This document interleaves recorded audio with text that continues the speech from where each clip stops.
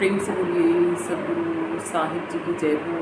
सतनाम साहिब। आप सभी को मेरा प्रेम भरा सतनाम साहिब। किस भूल में दीवाना हुआ रे, किस भूल में दीवाना हुआ रे। साहिब पूछते हैं कि ए मनुष्य आत्मा, किस भूल में दीवानी घूम रही है आज मौका मिला है खुद को जानने का और प्रभु भजन बंदगी भी जानकर करने का। उसको ना करके जो भी तमाम कर्म हम करे जा रहे हैं वो सब हमारे बंधन के कारण हैं। फिर चाहे हम वो महल महलायत बनाने में जुड़े हुए हैं, चाहे हम वो मान प्रतिष्ठा कमाने में जुड़े हुए हैं, चाहे वो हम संसार का कोई भी कार्य क्यों नहीं कर रहे हैं। किसी से ईर्ष्या कर रहे हैं, किसी से द्वेष कर रहे हैं, किसी से मोह कर रहे हैं, किसी पर क्रोध कर रहे हैं। ये सब कुछ हमारे बंधन का ही कारण है कि हमें बंधनों से मुक्त नहीं होने देंगे जब तक आप अपनी आत्म ज्ञान की अग्नि अपने अंदर में देख नहीं लेते कहाँ जल रही है। और जो भी आपने ये एकत्रित किया हुआ है अपने अंदर, जब तक आप उसमें उसको फना नहीं कर देते, ख़त्म नहीं कर देते, तब तक आप इस जन्म मरण के चक्रव्यूह से बच नहीं सकते। मात पिता तेरे सुख के संगी, बहन भानजी बुआ रे, हो किस भूल में दीवाना हुआ रे। साहिब कहते हैं माता पिता बहन भाई बुआ भांजी कब सब ये इकट्ठे होते हैं? सुख होता है तब सब इकट्ठे होते हैं। और क्या होता है? वो संसारी सुख जिसे हम सुख कहते हैं, वास्तविक तौर पे वो सुख नहीं होता। उस सुख के पीछे तो अनंत दुखों की चैन चलती है। बिल्कुल वैसे ही समझ के देखो कि जैसे एक लड़की की शादी कर दी, परिवार से वो अलग दूसरे परिवार में चली गई, दूसरे परिवार में जाके दूसरे परिवार के सदस्यों के साथ उसकी कभी बनती भी है और कभी बिगड़ती भी है।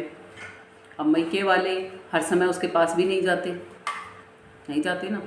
वो अपने माता पिता जिनके वहाँ उन्होंने जन्म लिया था, वहाँ से छोड़ के वो कहीं और चली गई है ना।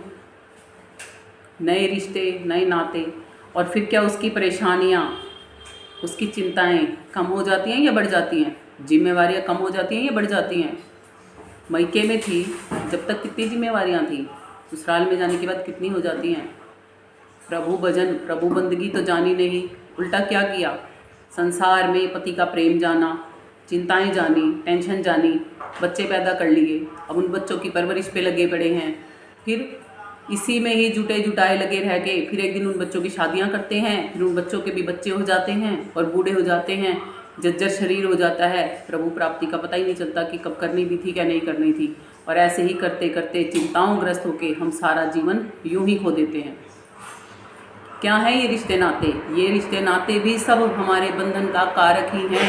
कोई हमें बंधनों से छूटने का रास्ता नहीं बताता, क्योंकि बेचारे ये सब भी भूल के वश हैं हमारे। हम आत्मा की पहचान जानेंगे ना तो हमें समझ में आएंगी ये सब बातें। जब तक नहीं जानेंगे तब तक नहीं समझ में आएंगी। आगे साहिब कहते हैं हाड़ चाम नाड़ी का पिंजरा। ये कैसा है तन? हड्डी का, चमड़े का, मांस का, मज्जा का, है ना। बाहर से ये खोल के ऊपर जो ये एक चढ़ा हुआ ना पर्दा, अलग अलग रंगों का, अलग अलग सुंदर रूपों का, इससे मोहित होते हैं हम केवल। अंदर में जाके देखोगे तो सब में क्या है? स्केलेटन है ना, हड्डियों का बना हुआ एक ढांचा है ना, उसके ऊपर नस नाड़ियाँ, खून, पता नहीं क्या क्या चीज़ें हैं अंदर में। उस अंदर वाले को देख के क्या उस पर प्यार आता है? मोह होता है उसके साथ में? नहीं होता ना। संत जन उसमें भी, उस मज्जे में, उस हड्डियों के पिंजर में बैठी हुई उस आत्मा को देखते हैं और आत्मा से ही मिलन करना सिखाते हैं। जो इस तन को चला रही है उससे मिलन करना सिखाते हैं। असली में तो वो ही देखने योग्य है। आगे साहिब कहते हैं जामे बस रहा हंसा सुआरे। हंसा सुआ क्यों कहा है? उसको तोता क्यों कहा है? जैसे एक पिंजरे में बंद तोते को भी हम राम राम रटना सिखा देते हैं, तो क्या उसकी मुक्ति हो जाती है? ऐसे ही हम बाहर संसार में जितने भी तमाम देवी देवता हैं, सबको हम कहते हैं भगवान। हमारे तो भगवान भी बहुत सारे हो गए, और नॉर्मली तो हम कहते हैं भगवान तो एक ही होता है। भगवान तो बहुत सारे होते ही नहीं हैं। तो मेरे बहुत सारे क्या हैं? बहुत सारे रूप हैं। आपके कितने रूप हैं? आपका तो एक ही रूप है। इतने सारे क्या हैं? इतने सारे पात्र हैं, उन्होंने इतनी सारी क्वालिटीज़ दिखाई हैं, आप में एक भी क्वालिटी नहीं। क्यों नहीं समझ पाते ये सब कुछ चीज़ें? देवी देवता भी भोग योनियों का ही हिस्सा हैं। स्वर्ग जब हम कहते हैं, ये भी बोलते हैं कि स्वर्ग में देवी देवता वास करते हैं, तो वो भी तो भोग योनियाँ ही हैं। जब मनुष्य के तन में आके उन्होंने ऐसे कर्म किए थे, पुण्य कर्म किए थे कि वो स्वर्ग में चले गए आज। और जिन मनुष्यों ने इस मनुष्य को तन को पाके ऐसे कर्म किए कि जो करने योग्य नहीं थे, वो नरकों में चले गए। और जिन लोगों ने मिक्स कर्म किए, वो मृत्यु लोक पे ही पड़े हैं। तो क्या छूटना नहीं चाहते इन बंधनों से? वो यही समझा रहे हैं कि इस हाड़ जाम के पिंजरे के अंदर भी तू हंसा आत्मा भी बैठी है, तू अपने आप को जान सकती है। यदि जानना चाहे तो इस भूल वश से जग जा। किस भूल में दीवानी होके घूम रही है इस दुनिया में?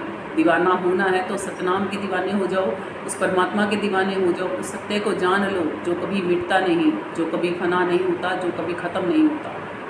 सत्य वही होता है जो कभी मिटता नहीं। जो भी चीज़ें तमाम हमें इन बाहरी स्थूल आंखों से दिखाई देती हैं इस जगत की, वो सब फना हो जाने वाली हैं, मिट जाने वाली हैं, डिस्ट्रॉय हो जाने वाली हैं। वो मुड़ के फिर से वैसी की वैसी हम नहीं बना सकते।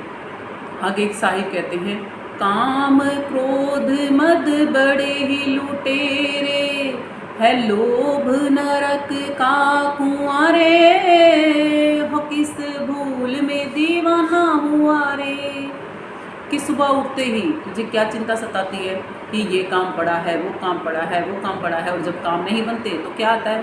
क्रोध आता है कि सारे काम मेरे जिम्मे लगा रखे हैं, कोई और साथ ही नहीं दे सकता क्या मेरा? इतने सारे घर में जने हैं, कोई और मेरे साथ लग के मेरा काम करा दे तो क्या किसी का कुछ घट जाएगा? मैंने ही सबका ठेका उठा रखा है क्या? होता है ना ये सब कुछ हमारे साथ में। काम के साथ में क्रोध जुड़ा पड़ा है। और कहते हैं साहिब सुबह उठते ही ये तुम्हें खाना शुरू कर देते हैं, क्योंकि ये लुटेरे हैं। और मद आ जाता है फिर मैं का अहंकार। जब मैं आ जाती है तब हम में अहंकार की भावना बढ़ जाती है कि मैं करती रहूँ, मैं ही करूँ, मेरा ही सब कुछ रह गया है ना। तो काम क्रोध मद बड़े ही लुटेरे, ये तीनों तो जो लुटेरे हैं सो हैं ही जो हमें हर रोज़ खाते और ठगते हैं। आगे कहते हैं, है लोभ नरक का कुआं रे, हो किस भूल में दीवाना हुआ रे। और लोभ सकल व्याधिन को मूलो, जासे उपजत बहुविधि सूलो। एक लोभ के वजह से ही हमारे पास एक घर, 2 जोड़ी कपड़े, 3 वक्त की रोटी, इतना हो जिसके पास, कहते हैं बहुत है। मगर नहीं, एक घर एक कमरे में तो हमारा गुजारा नहीं ना। 2-4 घर चाहिए, फिर उसमें साजो सामान चाहिए। उसको क्या समझते हैं हम? सुख समझते हैं ना, कि ये बन गया तो मैं सुखी हो जाऊंगा, वो बन गया तो मैं सुखी हो जाऊंगा। वास्तविक तौर पे हम किसी चीज़ से बाहरी से सुखी नहीं हो सकते, क्योंकि ये सब इस तन को चलाने के लिए संसाधन मात्र हैं, और संसाधनों से सुख की प्राप्ति नहीं होती। अरे वो सुख ढूंढ रहा है जो खुद सुख राशि है, जिससे सुख का वजूद है, वो सुख ढूंढता फिर रहा है।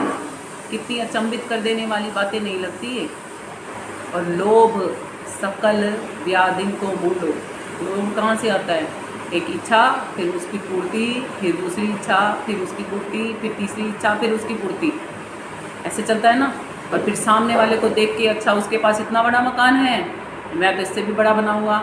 ईर्ष्या, द्वेष, आशा, तृष्णा, ये खेमे बिजली की तरह मनुष्य के ऊपर, और अपना मनुष्य असली अस्तित्व ही बुला के तमाम जीवन इसी में ही बिता देता है, गारद कर देता है इसको, मतलब मिट्टी में मिला देता है, और एक दिन खुद भी मिट्टी में ही मिल जाता है।